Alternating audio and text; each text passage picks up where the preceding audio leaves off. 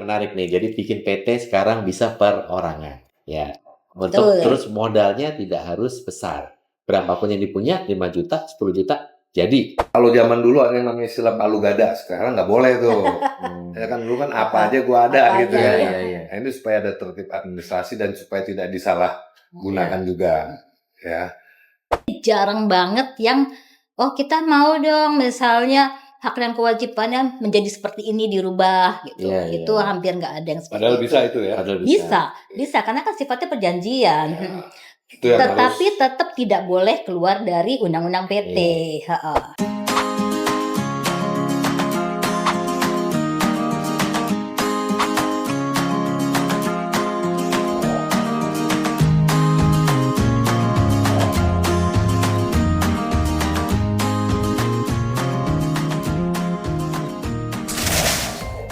Hai.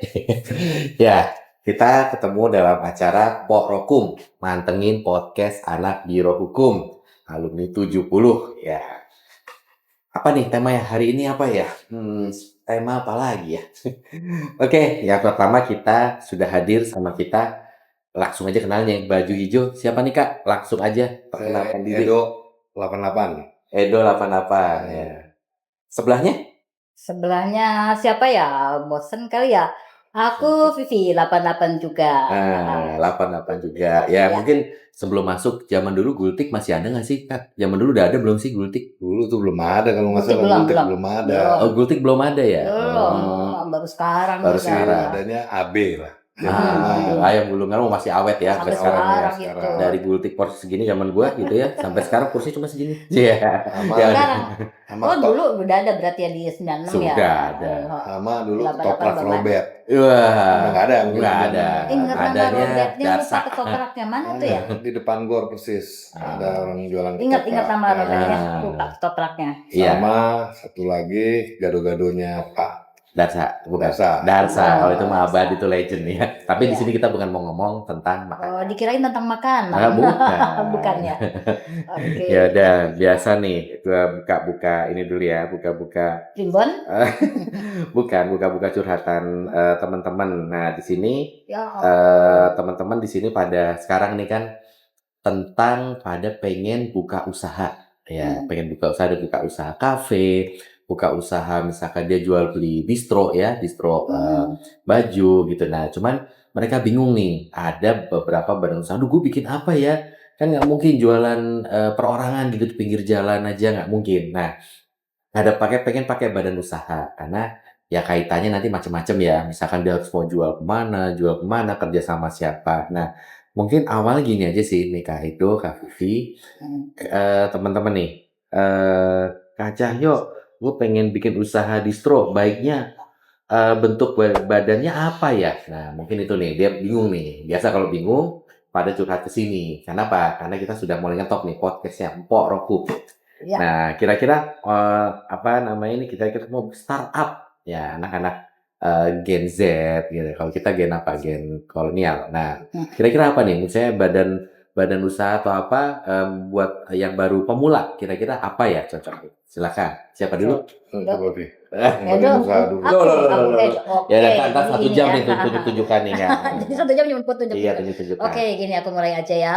Makasih loh Bapak host. Iya. Jadi gini, kalau untuk yang pemula startup ada 2 macam sebenarnya. Ada badan usaha, ada badan hukum. Oh, beda ya? Beda.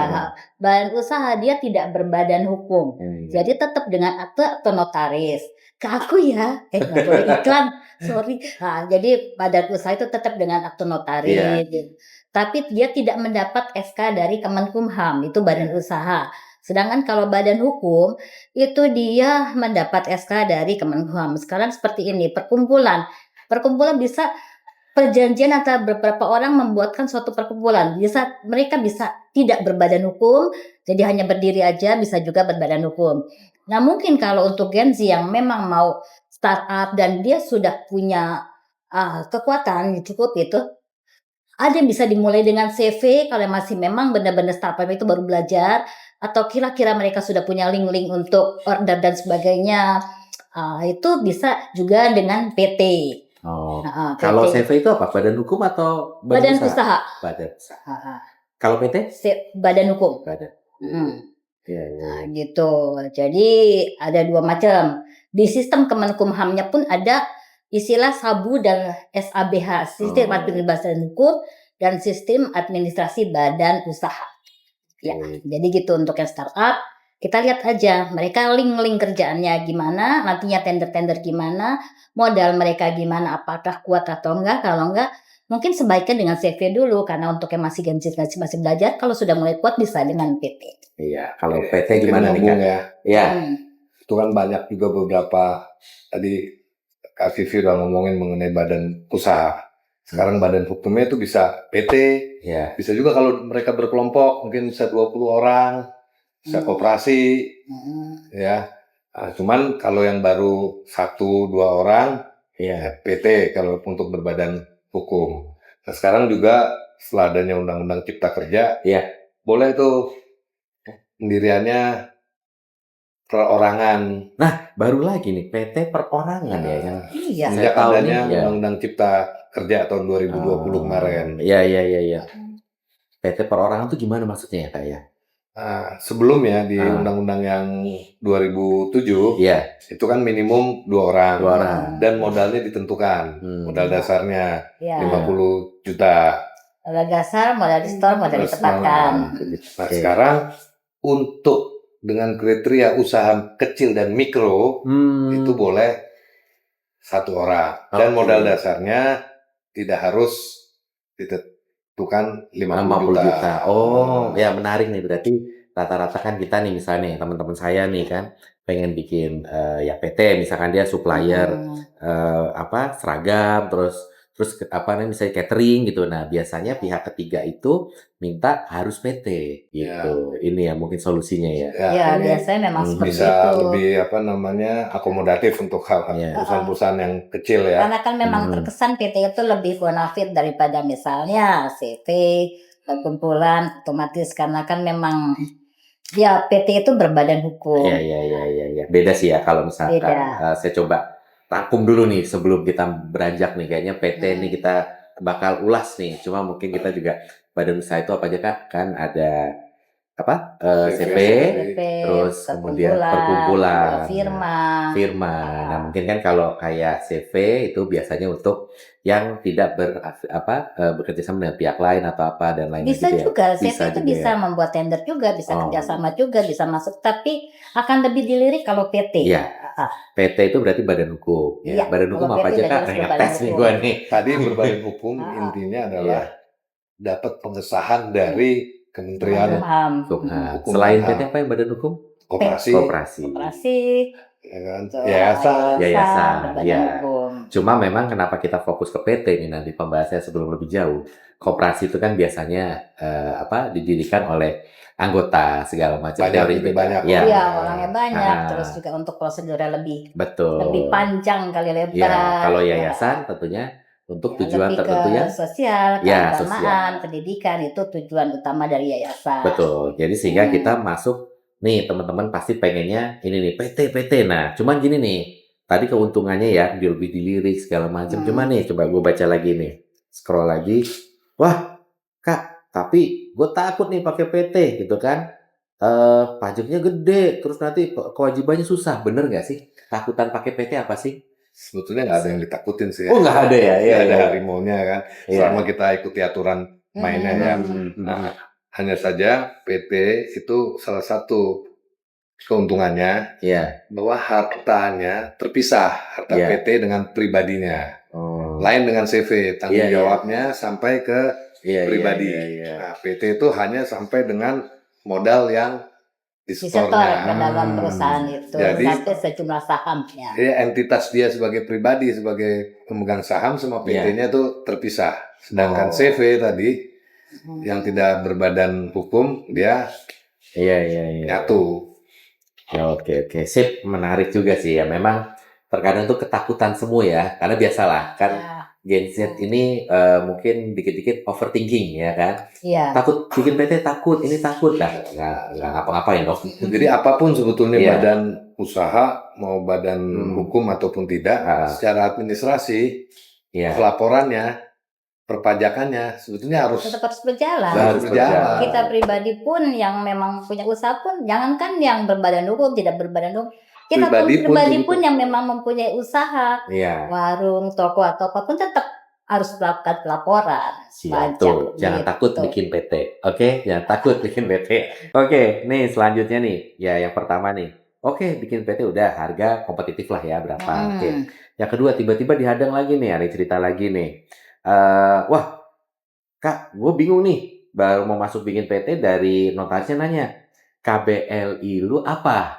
Nah, ini yang kedua ya. Kalau tadi bikin PT-nya bisa ke notaris. Kalau agen pun nanti ujungnya juga notaris. Terus hati-hati juga dengan biayanya. Itu yang pertama ya. Jangan sampai biaya murah tapi nggak all in. Ya, itu yang pertama. Yang kedua, hati-hati dalam memilih apa tadi? KBLI ya. Nah, ini nanya apa namanya? Wah, gue takut nih.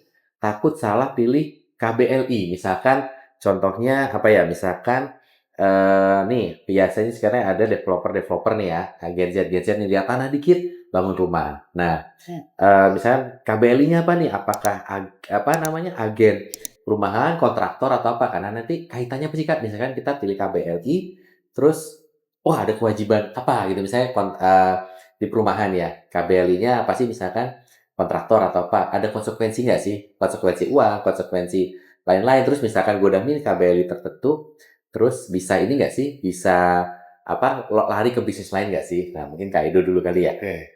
Itu pertama terkait dengan kita harus rumuskan dulu kita mau usaha apa. Nah, ya kan. Kalau zaman dulu ada yang namanya istilah palu gada, sekarang nggak boleh tuh. Ya kan dulu kan apa aja gua ada gitu ya. Nah, ini supaya ada tertib administrasi dan supaya tidak disalahgunakan juga. Ya.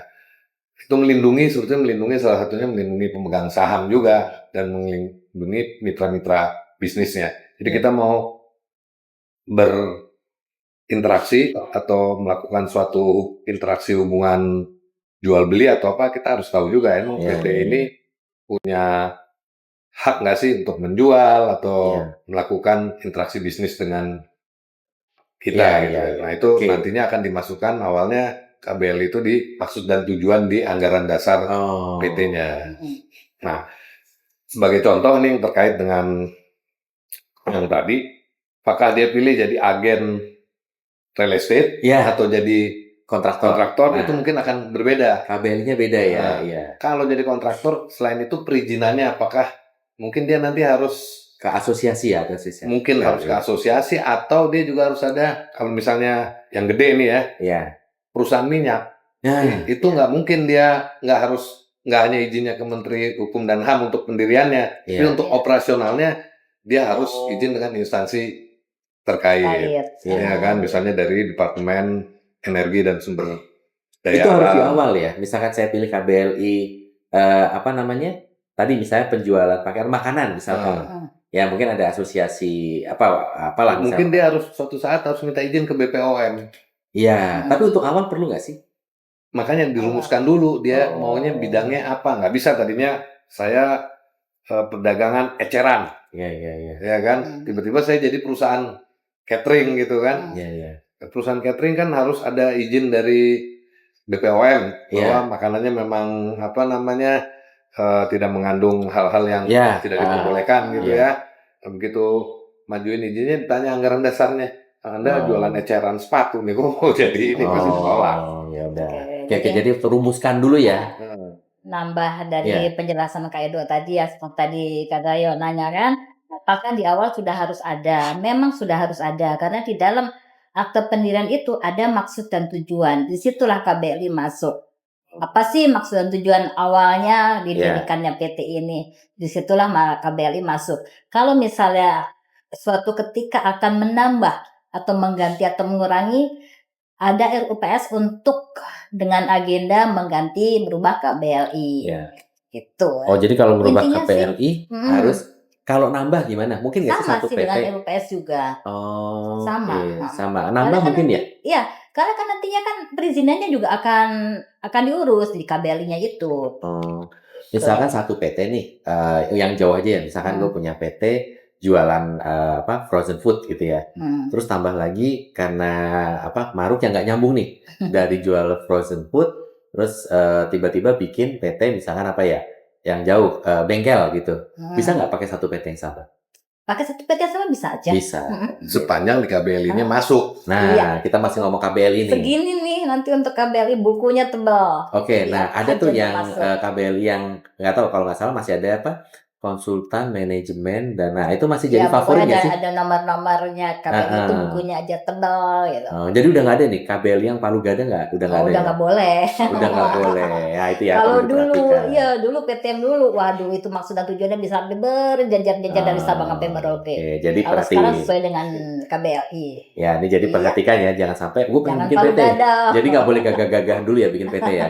Harus fokus ya. Mm-mm. Tips bikin PT, masuk PT ya. Kayak satu, ya kan tadi bikin ininya PT-nya dulu. Pilihlah agen atau notaris yang memang terpercaya. Yang kedua, ya pilih fokus bisnisnya apa ya. Jangan pengen bikin PT tapi belum tahu mau bisnis apa. Ya itu dulu, itu nanti ada namanya KBLI. Singkatan apa ya Kak? Lupa. Kriteria berusaha lingkungan. Notaris Apa ya lupa. KBLI ya? Karena biasa dengan KBLI. Ya udah, oke. Ada di Supaya sini. ruang usaha lah. Ya. Yang ketiga, abis itu ya, abis itu kan biasanya nih bikin PT itu biasanya nih sama temen gitu ya, atau saya, kita bikin PT yuk, kita bikin kopi shop yuk ada PT. Nah, selanjutnya nih yang ketiga adalah organ PT dulu ya. Organ PT terdiri dari apa aja sih? Mungkin Kak? Sebelum ke situ, Apa dulu? pertama kita kan harus bikin anggaran dasar. Oke. Mohon sedikit banyak dibaca dan dipahami. Nah, Karena sebelum organ. kadang-kadang nih kebanyakan Iya. apalagi yang baru-baru suka nggak mau itu Iya. formalitas saja. Iya. Padahal itu adalah aturan main kita Iya. dalam melaksanakan Iya. roda organisasi perusahaan terbatas. Iya. Di mana secara garis besar di anggaran dasar itu pasti ada yang harus kita sedikit pahami ya, maksud dan tujuan. Iya. Terusnya Hak dan kewajiban. Iya. Hak dan gitu. kewajiban siapa aja? Direksinya kah? Mm-mm. Komisarisnya kah? Nah, Iya. itulah aturan mainnya. Jadi itu mohon itu juga dipahami. Lalu apa sih organnya untuk jalannya suatu PT itu? Iya. Yang paling tinggi RUPS, satu RUPS. pemegang saham. Habis itu adanya komisaris yang tugasnya mengawasi dan memberikan nasihat kepada direksi. Nah, direksi ini yang menjalankan kegiatan operasional sehari-hari, nanti dia bisa mengangkat karyawan. Nah, direksi ini rezimnya bukan rezim ketenaga kerjaan. Oke, iya. Nah, ini sering juga orang suka lupa. Rezimnya direksi ini adalah rezim keperdataan dia.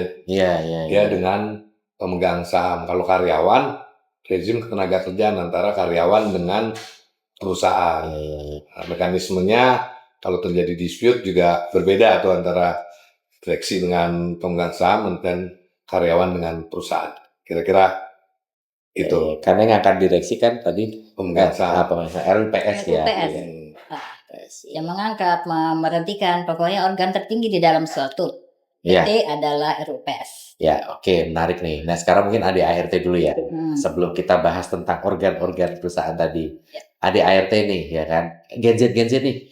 Aku mau bikin kopi shop, gue mau bikin distro, gue mau bikin toko baju dan lain-lain gitu kan.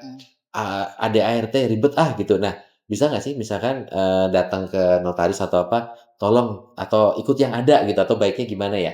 Ya kayak ADART.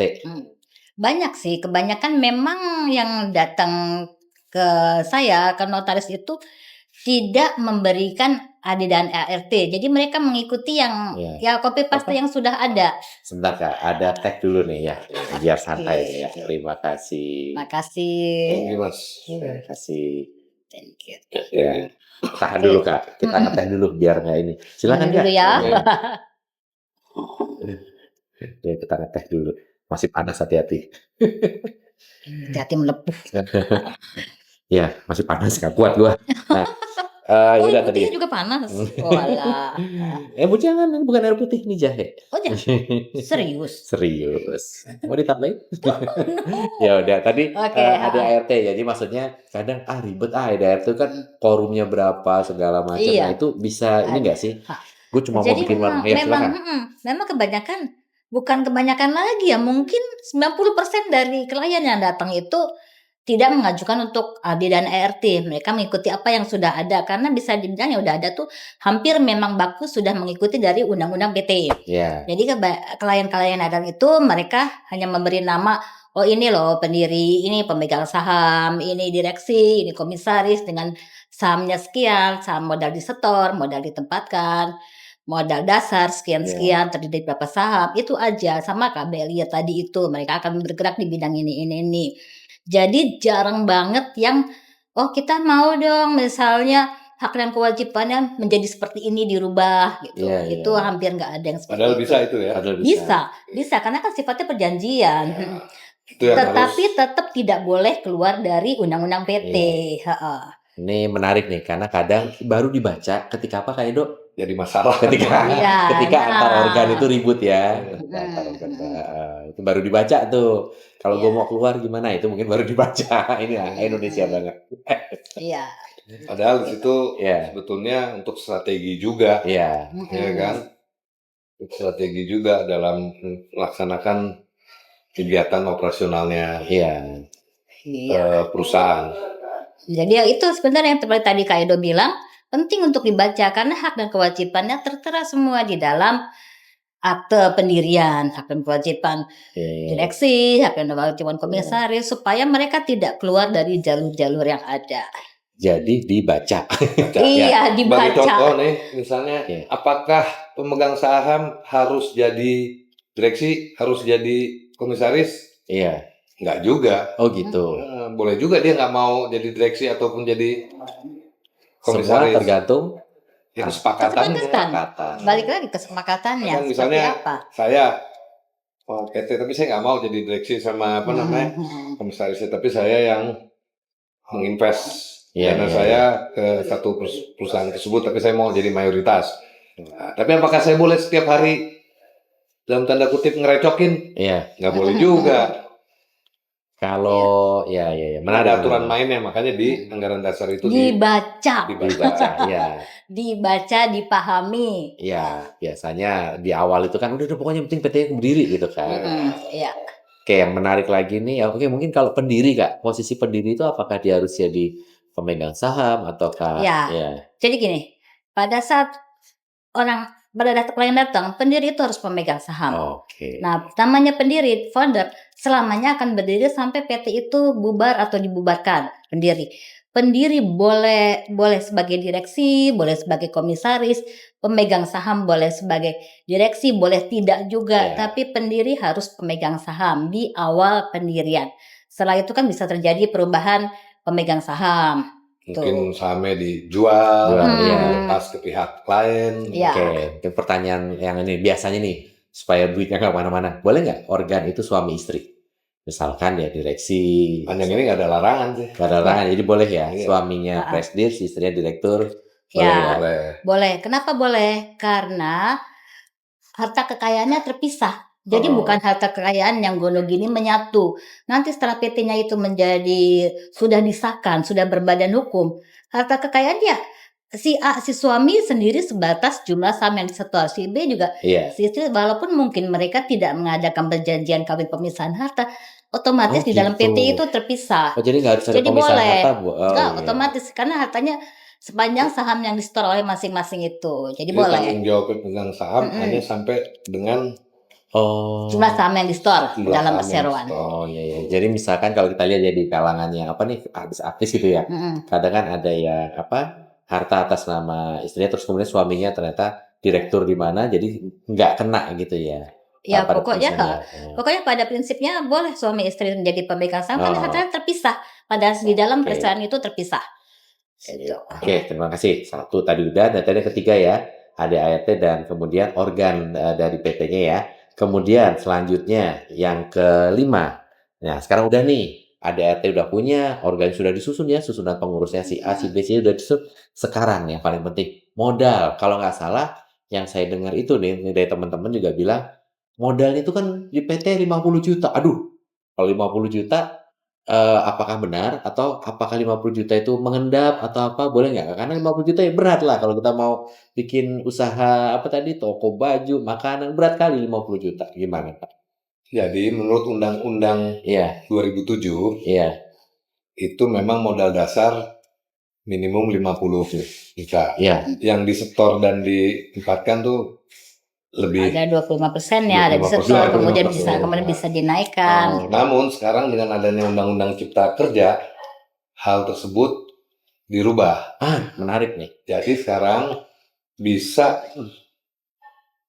pemegang saham hanya satu orang dan modalnya tidak ditentukan dengan nilai tertentu. Cuman ada kriterianya. Ini usaha mikro dan kecil. Ada nilai tertentu. Misalnya berarti saya cuma punya duit 5 juta bisa. Boleh-boleh Nggak aja. apa-apa. Gitu. Nggak Boleh apa-apa. masalah. Jadi tapi hartanya itu harta PT cuma 5 juta. Walaupun si pendirinya punya harta 1 miliar gitu loh. Iya. Karena dia terpisah kan. Iya, pas itu mikro ya. Iya kan? Iya. Iya. Terus Boleh. boleh. Boleh. Terus boleh satu orang sekarang PT. Boleh satu Boleh. orang. Namanya perusahaan perorangan jadi ya. Tetap Wah, dia menarik perusahaan. menarik nih. Apalagi kan kemarin kan kita alumni ada UMKM. Oh iya. Makanya Mungkin untuk perorangan jadi berminat bisa juga masuk bikin banget PT itu, untuk ya bikin kan? perorangan. Ya, menarik nih. Jadi bikin PT sekarang bisa perorangan. Ya. Betul. Terus modalnya tidak harus besar. Berapapun yang dipunya, 5 juta, 10 juta, jadi. Iya, dan PT perorangan itu juga legalitasnya sama seperti PT biasa. Itu jadi badan hukum. Ya. Oke.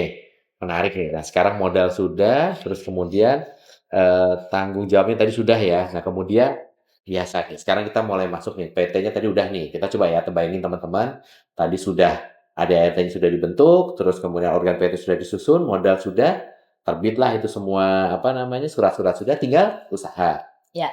Nah, tinggal operasional biasa. Nah, sekarang kita selanjutnya nih ya. Saat operasional tadi keberapa? Saya lupa. Ke-5. Nah, sekarang yang ke-6. Nah, kita mulai nih warna-warni PT. Dinamikanya ya, dinamika PT nih. PT udah jalan ya. Makanya kalau mau usaha jangan banyak mikir, jangan overthinking, langsung aja bikin PT ya.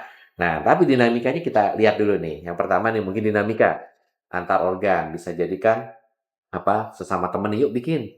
Tiba-tiba ada ini nih, ada perselisihan ya kan. Misalkan yang satu nih misalkan, gue nggak cocok nih usaha malu gitu kan, lu ngambil usahanya nggak cocok nih gaya bisnisnya, gue mau cabut aja ya. Misalnya dia sebagai si A ini sebagai direksi misalkan. Nah terus temennya direksi juga misalnya, gue mau cabut modal gue juga gitu kan, gue mau bikin PT baru. Nah bisa nggak seperti itu? Kalau gue berantem tuh. Siapa dulu yang jawab? Nah, ini boleh, gue boleh. Oke. Jadi kalau masalah tidak ribut itu kalau berhubungannya dengan saham, tetap itu nantinya harus dituangkan di dalam rapat umum pemegang saham. Apakah dia akan mengambil seluruh sahamnya untuk dia jual lagi ke pihak ketiga, atau dia akan mengalihkannya, udahlah dia kasih aja ke perseroan untuk kemudian perseroannya menjual di antara intern, karena kan bagaimanapun juga lebih ditawarkan ke lingkungan dalam sendiri ya, intern. Balik lagi ke situ. Balik lagi, jadi nggak bisa sewaktu-waktu dia udah nyetor 500 juta, udahlah gue tarik aja, gue bawa pulang nih duit nih, gue minta, nggak bisa. Terhadap 500 juta itu gimana? Tetap harus ada LPS-nya. Gitu. Mungkin gue mau tambahin. Silakan. Misalnya contoh kasusnya terjadi ketidakcocokan antara pemegang saham. Nah, mungkin ada salah satunya yang mau pull out, mau keluar. Nah, mungkin dia nggak bisa, dia bilang gue mau selesai aja begitu aja. Kan itu udah ada saham di situ. Dalam PT kan harus diatur, dan saham itu nggak bisa menghilang begitu aja. Itu saham itu harus dijual. Nah, aturan mainnya dalam undang-undang PT ditawarkan terlebih dahulu kepada pemegang saham yang lain. Atau nilainya berapa, tergantung dari nilai bukunya. Nanti mungkin harus dibikin suatu valuasi terhadap saham tersebut. Bisa juga nilai 500 juta itu bisa lebih tinggi kalau PT-nya yang berjalan lagi bagus ininya. Memang kalau PT-nya lagi kondisinya nggak bagus, nilainya juga mungkin nggak bisa dia minta harganya 500 juta seperti waktu dia chip in. Kan ini bisnis. Iya. Bukan naruh uang. Bukan taruh di bank gitu 500 juta ambil lagi 500 juta. Enggak gitu. Mekanismenya harus dia usulkan dulu pertama untuk diadakan RUPS, RUPS, barulah diambil keputusan atas hal tersebut. Ya, Itu ya. kira-kira ininya. Nambah dikit dari Kak Boleh. Edo. Ya. Nambah dulu kapan selesainya ya? Oke, nambah dikit ya. Jadi tadi misalnya 500 juta itu ditawarkan kepada pemegang saham. Terus mereka tidak mau. Dan oke, si pemegang saham yang akan keluar ini mau menawarkan dia sendiri akan menawarkan ke pihak ketiga. Nggak mau juga. Itu bisa nantinya penurunan modal. Jadi terhadap penurunan modal ya 500 juta itu ya sudah nggak akan disetor penurunan modal. Gitu. Karena modal dasar dari perseroan itu modal dasar pun modal dari tempat kan bisa dinaikkan dan juga bisa diturunkan. Itu cuman prosesnya ya perlu pengumuman koran. Jadi bisa seperti itu. Sampai keputusan Menhum lagi Iya, ya. tetap akhirnya Karena dia badan hukum. hasil LPS seperti apa. Ya udah jalan nih ya, PT-nya udah jalan. Kita berandai aja.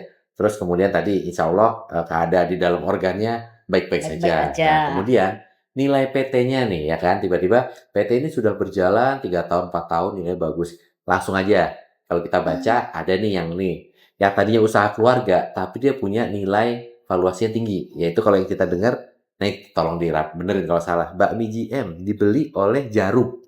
Ya, seharga berapa? 1 triliun ya kalau nggak salah. Kalau nggak salah dari berita-berita Ya, itu dari berita-berita ya. Jadi dari PT yang usaha keluarga, ini contoh aja ya, ini bakmi GM mungkin beberapa puluh tahun lalu ya. Mungkin orang nggak ada yang lirik, itu kan tadi cuma bakmi di pinggiran apa gitu ya di Jalan Gajah Mada. Sekarang nilai valuasi PT-nya 1 triliun gitu kan, dibeli sama Jarum. Nah, pertanyaannya nih, ya nggak usah ngomong bakmi GM 1 triliun lah. Ya, ketika gue bikin PT dengan bagus, misalnya coffee shop gue, ya kopi apa ya, contohnya kopi kenangan atau apa kan juga akhirnya malah IPO kan ya. Nah, kayak gitu. Nah, ketika gue bikin usaha bagus gitu ya, terus abis itu nih, nah tiba-tiba gue udah capek nih. Nah, bisa nggak gue jual PT gitu? Maksudnya definisi jual PT itu harus kita samakan gitu. dulu. Iya. Ini bukan kayak jual barang. Ini ada barang nih kita jual. Atau jual apanya sih? Secara filosofinya yang dijual adalah kepemilikannya atas PT tersebut. Pemilikan artinya pengendalian atas operasi PT tersebut. Artinya yang dijual sahamnya. Sahamnya. Nah, itu berarti kan misalnya yang punya saham satu keluarga berlima, dia mau jual semua kan? Boleh aja. Atau dia mau sisain 20, misalnya sahamnya ada 100.000, ada 5 orang, ABCDE, dia hanya mau jual 80.000 ya kan? ABCD, yang E tetap ada, boleh aja. Nah, untuk menilai sahamnya ya pastinya kalau dia perusahaannya maju, ada valuasinya kan, nanti dinilai. Bukan nilai saham ininya aja, tapi nilai daripada keseluruhannya, dari produknya, dari ininya, dan nilainya adalah potensi daripada PT tersebut. Kira-kira gitu ininya ya. Gimana? Iya, memang seperti itu. Jadi ada perusahaan penilai juga akan bisa menilai, gitu. Termasuk juga mungkin ada aset yang atas nama PT itu, itu kan bisa dinilai juga asetnya. Apakah memang juga termasuk mau dialihkan asetnya? Nanti kan ada perusahaan penilai yang memang menilai. Independen ya. Iya lah. KJPP ya istilahnya. Iya dong, independen dong. Iya. Menarik nih. Jadi semangatnya nih pokoknya jangan takut lah untuk usaha ya. Kalau PT kita valuasi tinggi ya itu bisa. Ya, nilainya tinggi. Nah, sekarang nih agak sedikit. Nah, kadang ada nih namanya Gen Z ya. Biasanya udah bikin PT, udah usaha, tiba-tiba males karena lesu gitu ya. Udah PT-nya udah dibiarin aja gelasaran di jalan gitu ya. Nah, itu istilahnya apa kalau nggak salah namanya dorman ya. Ada namanya PT dorman. Kalau pada pernah dengar dorman itu ya PT yang tidak berjalan. Tetap PT-nya ada ya, tapi tidak operasional. Tidak operasional. Namanya tetap ada. Nah, itu mungkin bisa cerita nggak PT dorman itu kayak apa sih? PT dorman itu sebetulnya istilah. Istilah aja nggak ada di hukum nggak ada. Jadi PT-nya nggak berjalan operasionalnya, nggak ada kegiatannya. Tapi PT itu tetap hidup sebagai badan hukum. Nah, karena dia hidup masih tetap punya kewajiban. Kewajiban-kewajibannya adalah laporan sama instansi-instansi yang terkait dengan PT tersebut. Yang utama adalah laporan SPT pajaknya. Tapi pajaknya dibayar juga tuh harus. pada Selama prinsipnya kalau PT-nya itu pajak kan masih berjalan kan ya, iya. kalau nggak harus. punya untung ya nggak bakal Nah, dibayar. Tapi kalau pendapatan laporannya, Tapi laporannya laporannya, tetap harus iya, ada, iya. entah dia nihil, Iya. entah berapa, bagi tetap kita ada pun juga laporan. kalau udah pensiun pun Iya. sebetulnya juga Tetap harus normal lapor. kan dalam tanda Iya, kutip iya, kan. iya, iya. Kita nggak punya penghasilan tapi tetap apa Nihil, namanya? nihil, Oh, nihil, Iya, nihil. Nah, tetap laporannya tetap laporan. berjalan. Jadi istilah kalau orang udah nggak itu ya dorman ya, kalau pensiun itu Ah, dorman ya. udah nggak Iya. Ya istilah operasional ya aja kan. lah. Gitu kan.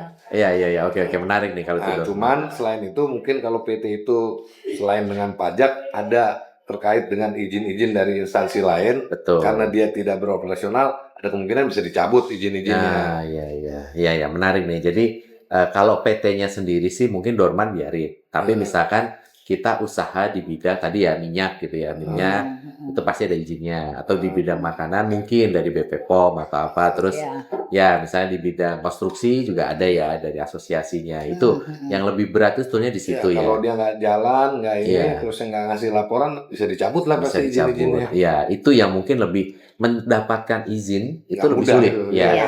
Kalau terkait PT-nya mungkin nggak terlalu rumit. Iya. Ya, tapi izinnya ini yang sulit dan mahal dan kalau ngulang lagi ya Nah, repot. Karena memang di dalam Iya. perizinan itu kan juga ada jangka waktu. Iya. Semua instansi yang mengeluarkan perizinan itu nanti surat izinnya Iya. untuk berapa lama, ada jangka waktunya juga. Iya, iya, iya, iya. Oke, ini yang terakhir ya, apa? Habis itu tadi kalau dorman dibiarin. Tapi kalau misalnya kita sepakat nih, kita bertiga nih punya PT, habis itu udah kita selesai aja, gitu kan. Terus gue juga nggak mau nih PT dorman gitu kan. Kenapa? Iya. Takutnya nanti udah kita hubungan apa? Udah kita sepakat untuk bubar. Nah itu membubarkan PT itu seperti apa sih? Silakan. Membubarkan PT bisa dari para pendirinya, otomatis dia akan berdiri akan berdiri selama PT itu berdiri otomatis bubar. Iya. Atau kesepakatan bersama yang memang sudah tidak ada untungnya atau karena Iya. pilot atau bisa putusan pengadilan banyak ya sebab-sebabnya. Tapi kalau untuk prosedur pembubaran PT itu tetap dengan akte pembubaran. Nanti di dalam akte pembubaran itu ada tim likuidator. Tim Iya. likuidator yang akan menghitung aktiva dan pasiva dari perseroan itu yang kemudian akan menyaring dan membagikan. Prosedurnya juga ada pengumuman koran bahwa terhadap PT ini sudah dilakukan pembubaran. Ada pengumuman koran. Iya, diumumkan di surat kabar. Nah, juga ada dalam pengumuman surat kabar itu akan disebutkan dengan tim likuidatornya siapa. Jadi dia masih mempunyai aktiva pasiva hutang piutang dan sebagainya bisa menghubungi tim likuidator itu. Iya. Dengan berakhirnya PT otomatis nggak akan ada lagi laporan pajak. Itu karena kalau dorman sayang walaupun nihil tetap ada laporan Tetap yang harus ada. dilaporkan. mungkin saya mau nambahkan Silakan. yang utama jika ada selain daripada pencabutan karena pengadilan ya atau karena ada hal-hal yang dilanggar itu kan bisa dapat sanksi. Tapi karena kesepakatan para pemegang sahamnya sendiri, Iya. pertama harus dia lakukan RUPS. Sepakat nggak? Oke. Iya. Masuk nggak quorumnya untuk ini? Iya. Lalu kedua seperti Kak Vivi bilang kan harus dilaporkan ada administrasinya ya. Iya. Nah, situ harus juga PT menyelesaikan kewajiban-kewajibannya dulu Nah, kepada pajak. Ya kan Iya, masih iya. punya utang pajak nggak dia harus Iya. selesaiin. Kepada karyawannya, Iya. kepada pihak ketiga lainnya, makanya harus diumumkan di Surat surat kabar. kabar supaya khalayak tahu ya kan. Bahwa terhadap Nanti PT mereka ini bisa sudah menghubungi Tim orang atau likuidator tim yang itu. ditunjuk sebagai likuidator di situ. Baru nanti Kementerian Hukum dan HAM akan menerbitkan putusan lagi. Ya, putusan bahwa terhadap PT ini ya sudah selesai. Nah, kita bikin lebih seru aja nih, Kak, pertanyaannya. Kayak PT bubar, tapi utangnya ternyata lebih tinggi daripada yang misalnya aset PT segala macam, utangnya masih lebih tinggi. Itu gimana tuh? Yang nanggung siapa? Kita lihat PT itu masih ada asetnya nggak? Nah, kalau asetnya Kalau nggak ada cukup, ya. asetnya, ya yang berhitung adalah tim likuidator gitu kan. Oh. Dia yang akan Kalau semua nggak cukup? menghitung. Nah. Kalau nggak cukup, Itu kan dari Ah. pihak ketiganya, krediturnya ya. Ketiga Iya. yang Dia mungkin bisa menggugat. iya Nah, ada kerugian di pihak ketiga. ya, ya, Gitu ya. kan? Makanya keputusan hukum HAM-nya harus clear dulu itunya. Ya. Sama tanggung jawab tadi terbatas ya tanggung jawab. Ya, tuh. Kecuali ada kesalahan daripada direktur-direkturnya. Iya, iya. Tapi harus bisa dibuktikan oleh yang gugatnya. Ini kalau nggak cukup otomatis sudah meja hijau dia laporan. Iya, iya, iya. Aduh, Udah itu sampai, beda topik lagi, guys. Beda topik lagi, guys. Ya udah itu. Oke. Ya, sekarang gini aja kata-kata terakhir. Maksudnya buat teman-teman kita Gen Z ya, nih alumni-alumni juga ya nggak harus Gen Z sih, siapa aja bisa ya yang masih pengen usaha terus bikin PT, ya tadi udah jelas ini, tapi masih ragu atau apa, mungkin dari Kak Vivi dulu, kasih semangat, alumni-alumni atau teman-teman kita yang mau usaha sendiri, pengen biasa, gue pengen desain, passion. Nah, Ya, gimana nih? untuk alumni-alumni, untuk adik-adik mungkin ya, karena kebetulan kita juga di angkatan 88 udah masuk kategori yang umur. Untuk Gen Z terutama, kalau mau bikin perusahaan, sudah harus jelas dulu ya untuk modalnya berapa. Karena walaupun kecil sekarang pun bisa bikin perusahaan perorangan. Dan itu sudah berbadan hukum. Mesti lihat itu, kemudian dilihat linknya. Kalau linknya cukup besar, sudah bikin PT aja. Kalau linknya masih kira-kira terbatas, masih ya cukuplah untuk sementara CV, nanti kemudian CV itu bisa ditingkatkan menjadi PT. Ya. Itu aja ya saran. Mungkin Kak Edo mau Ya, nambahkan? Kak Edo silakan. Ya mungkin inilah pertama tadi baca Baca, pahami. nah kan sama kan baca dan pahami, Terus, benar ya. kan? Kalau kita beramai-ramai lebih dari 2 orang, 3 orang, dengan baca dan pahami kita Iya. jadi tahu kalau terjadi perbedaan pendapat. Jadi jangan sebentar-sebentar udah gue mau bubar mau ini, nggak mudah juga untuk itu, ada prosesnya. Ya, yang ketiga semangat terus, insya Allah pasti ada jalan. Mantap. Amin, ya Ya, Rabbal bikin Alamin. PT juga ikro. Ya udah. Baca. Oke. Ya, jadi ini ya Ikro. semangatnya buat alumni dan semua netizen yang yang menyaksikan ya. Oke, kita coba semangat. Pokoknya bisnisnya PT atau apapun coba aja ya. Sekarang aturan dari pemerintah sudah dipermudah. Ya tinggal kita ayo semangat terus. Ya, gitu Kak Jangan Edo, terima takut kasih. lagi Sama. untuk bikin. Kak Vivi, terima Oke, kasih. sama-sama. Ya, terima kasih sudah Thank menonton you, makasih. Emporokum. Yuk kita angkat gelasnya. Oke. Ya, tos dulu. Nah. Barakum sukses selalu Wah, untuk kita alumni bertumpah-tumpah. 70. Oke, bye. Sampai ketemu di podcast berikut.